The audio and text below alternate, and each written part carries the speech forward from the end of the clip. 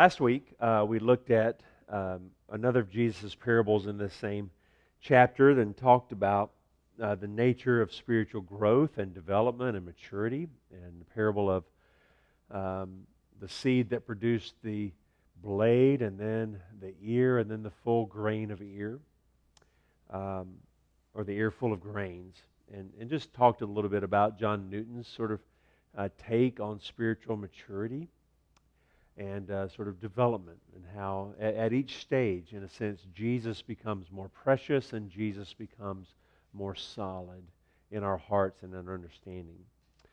This week, we want to talk about beginnings. Beginnings. This is the parable that Jesus told really, really often, in fact.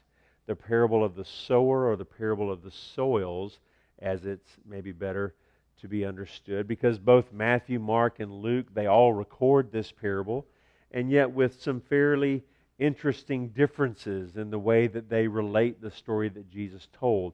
If Jesus were a touring band or a touring comedian, this would be maybe one of the all-time great hits. It would be a parable that he told frequently and probably adjusted at some points to fit his audience. Because, as he says in verse 13, if you don't get this one, you're not going to get any of them. It's a bit like saying there's no point moving on to trigonometry until you know how to do multiplication or even addition or just counting. There's no point really opening Shakespeare if you don't know how to read. And so this one is fundamental. But I don't even think that's really the point that he's saying to the disciples. I mean, because you can explain this parable. Jesus gives you the explanation, a paragraph down. You can understand what he's saying. I can make full sense of it. There are some great unsaved New Testament scholars who nail this parable, but they've never been nailed by it. I mean, you can articulate it.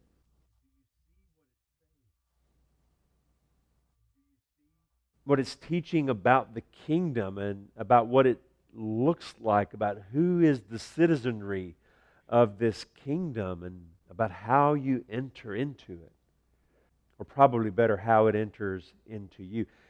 Do you see how it differs in Jesus' laying out of what the kingdom is from maybe your expectations or your hopes or your worldview? You just feel this real internal fight to say something new, to say something profound, and Jesus didn't really bother with that. He just sort of said, here it is. And probably the earliest readers either were triggered by it, or it was answering things that they had been triggered by that Jesus was or was not about. In every worldview and in every sort of grand way of looking at life, one of the fundamental questions is, what's the meaning of history? Is this thing going anywhere, or is it just cyclical? Is there any point to it at all? And for the Jewish people of Jesus' day, their answer to that question was, yes, there's a meaning to history. It's his story. And there is a telos, there is an end, and that end is the coming Messianic kingdom.